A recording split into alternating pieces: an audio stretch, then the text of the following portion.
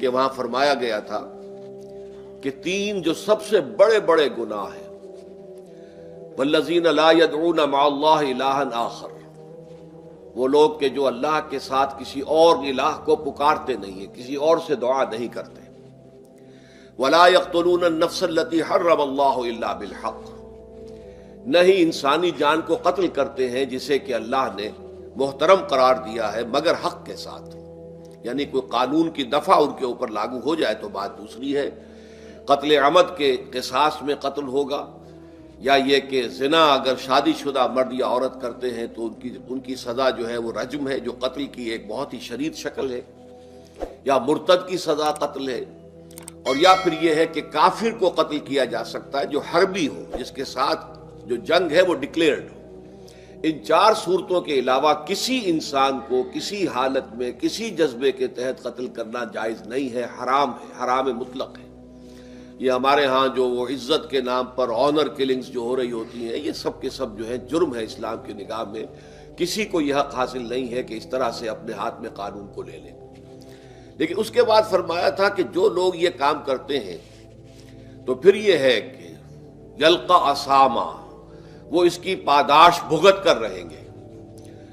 یضاعف لہ العذاب یوم القیامہ، ان کے لیے قیامت کے دن عذاب دگنا کر دیا جائے گا، بڑھا دیا جائے گا، وَيَخْلُدْ فِيهِ مُهَانًا،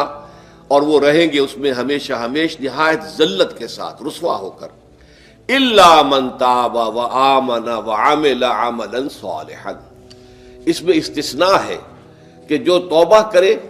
اور تجدید ایمان کرے یا ایمان لائے، اگر پہلے کافر تھا تو ایمان لائے گا، اور اگر پہلے مسلمان تھا لیکن یہ کہ یہ گناہ سرزد اس سے ہوا تو گویا کہ ایک طرح کے کفر میں وہ داخل ہو گیا تھا، ایمان حقیقی سے محروم ہو گیا تھا، تو گویا کہ تجدید ایمان کرے، الا من تاب وآمن وعمل عملا صالحا، اور پھر اس کا عمل تبدیل ہو جائے، عمل درست ہو جائے، غلط کام کو فی الواقع چھوڑ دے،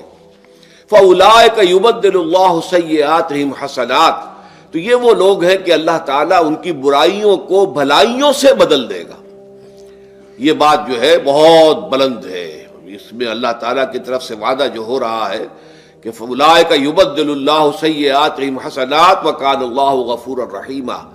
وَمَن تَابَ وَعَمِلَ صَالِحًا، پھر دوبارہ تکرار کے ساتھ یہ بات آ چکی ہے، جو توبہ کرے اور پھر عمل اچھا کرے، فَإِنَّهُ يَتُوبُ إِلَى اللَّهِ مَتَابًا، تو وہ ہے جو حقیقت میں توبہ کرتا ہے اللہ کی جناب میں جیسے کہ توبہ کرنی چاہیے، عمل میں کوئی تبدیلی نہ ہو، اور توبہ کی تسبیح ہوتی رہے، استغفر اللہ ربی من کل ذنب واتوب الیہ، آپ نے 10 تسبیحیں کر لی، 1000 مرتبہ کہہ لیا، یہ سب زیرو ہے اللہ کی نگاہ میں۔ ذکر کا ثواب مل جائے گا کہ اتنا وقت آپ نے اللہ کا نام لیا ہے، اللہ کا ذکر کیا ہے، اس کا ثواب تو ملے گا، لیکن یہ توبہ نہیں ہے، اس سے کسی گناہ کی معافی کا کوئی سوال نہیں ہوتا، اس سے برائیوں کے بھلائیوں میں بدلنے کا کوئی امکان نہیں ہے، اس سے اس کی سزا سے بچنے کی کوئی سبیل نہیں ہے۔ اب سورہ تحریم میں خاص طور پر ایک خاص جو پس منظر ہے اس کے اعتبار سے یہ آیت آ رہی ہے، یا ایھا الذین آمنوا توبوا الی اللہ توبۃ نصوحا، اے وہ لوگوں جو ایمان لائے ہو، اے ایمان کے مدعیوں، دعوے داروں، توبہ کرو اللہ کی جناب میں، لیکن وہ توبہ خالص ہونی چاہیے، توبۃ نصوحا۔ اس سورہ مبارکہ کے پس منظر کو نوٹ کیجئے تو اس میں ایک خطائے اجتہادی کہہ لیجئے حضور سے ہو گئی تھی صلی اللہ علیہ وسلم، اگرچہ وہ خطا جانب خیر میں تھی، اچھے کام کے لیے تھی، برے کام کے لیے نہیں تھی، کہ آپ نے اپنی ازواج مطہرات کی دل جوئی کے لیے ایک شے جو اللہ کی طرف سے آپ کے لیے حلال تھی اس کو استعمال نہ کرنے کی قسم کھا لی،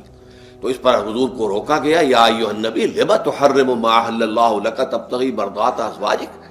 اے نبی کیوں آپ اپنے اوپر حرام ٹھہراتے ہیں وہ شے جو اللہ نے آپ کے لیے حلال قرار دی ہے؟ کیا آپ اپنی بیویوں کی رضا جوئی کے لیے ایسا کر رہے ہیں؟ واللہ غفور الرحیم، اللہ غفور ہے، رحیم ہے،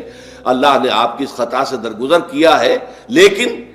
قد فرض اللہ لکم تحلۃ ایمانکم، اللہ تعالیٰ نے راستہ تمہارے لیے کھول دیا ہوا ہے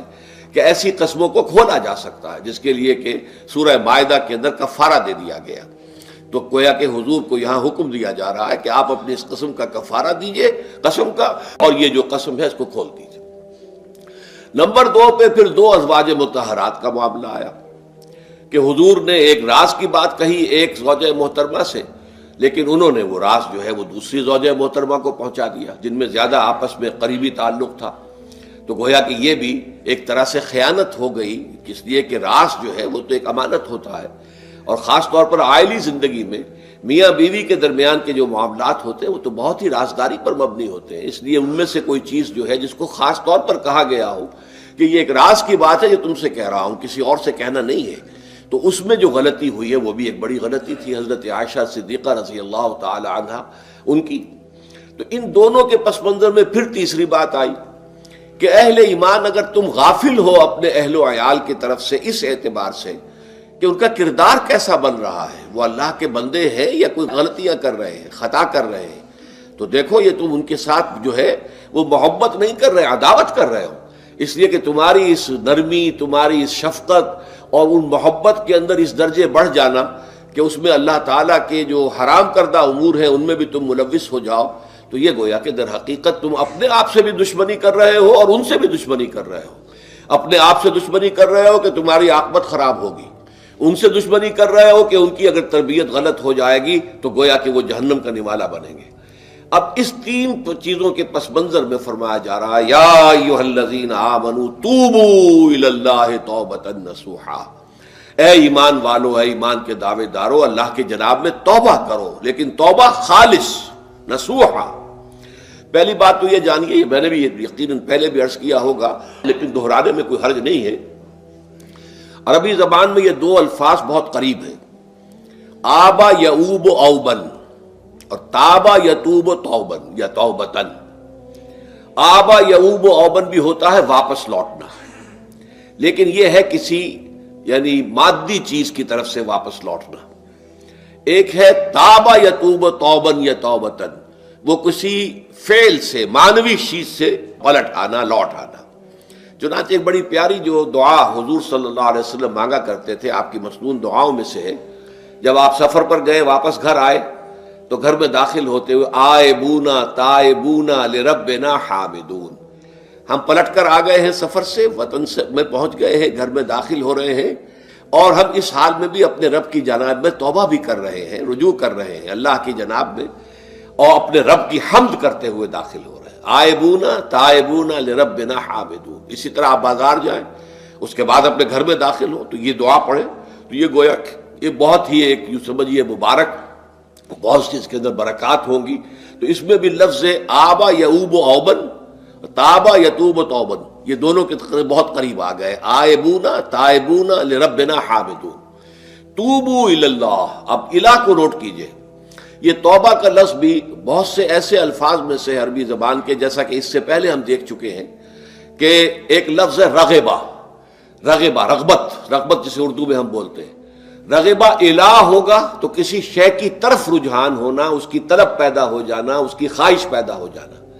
اور رغبہ عن ہوگا تو کسی چیز سے متنفر ہو جانا، دور ہٹ جانا، دور چلے جانا. ورب ایک ہی ہے، پریپوزیشن کی چینج سے بالکل برعکس نتیجہ نکل آیا. ومن رغب عن سنتی فلیس منی، جسے میری سنت پسند نہیں ہے، جو اس سے ہٹتا ہے، پیچھے ہٹتا ہے، اس کو ترک کرتا ہے، اس کا مجھ سے کوئی تعلق نہیں. اسی طرح مالا یمیل و میلن، مالا الہ کسی شے کی طرف مائل ہونا، مالا عن اس شے سے ہٹ جانا، پیچھے ہٹ جانا، نفرت ہو جانا. اسی میں وہ لفظ تھا سا، فقط سقط قلوبکما،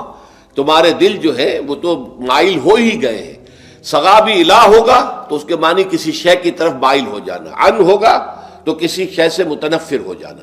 تو وہاں میں عرض کر چکا تھا لقد سقط قلوبکما،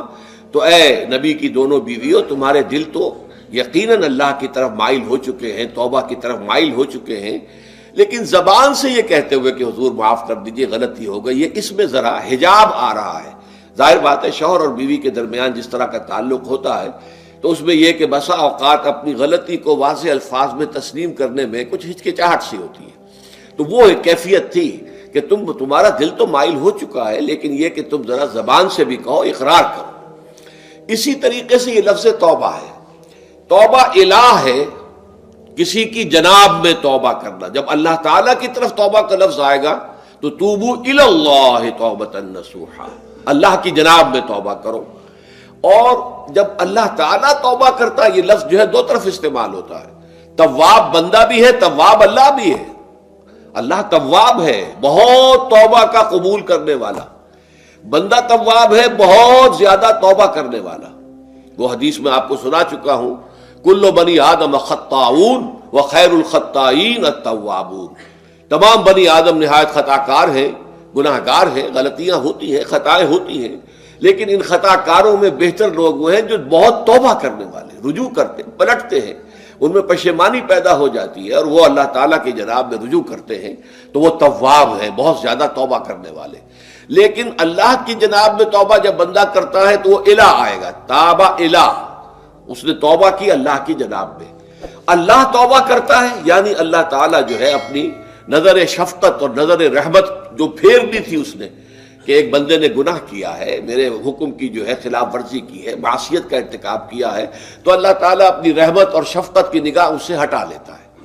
لیکن جب بندہ توبہ کرتا ہے تو پھر اللہ تعالیٰ بھی رجوع فرماتا ہے اور اپنی شفقت اور رحمت اور مغفرت کے ساتھ بندے کی جانب متوجہ ہو جاتا ہے۔ لیکن وہاں تابہ اعلیٰ آئے گا، تم علینا، اے پروردگار ہماری توبہ کو قبول فرما، وہ الہ کے ساتھ آئے گا۔ ہم جب توبہ کریں گے تو وہ الہ کے ساتھ آئے گا۔ تو یہاں فرمایا توبو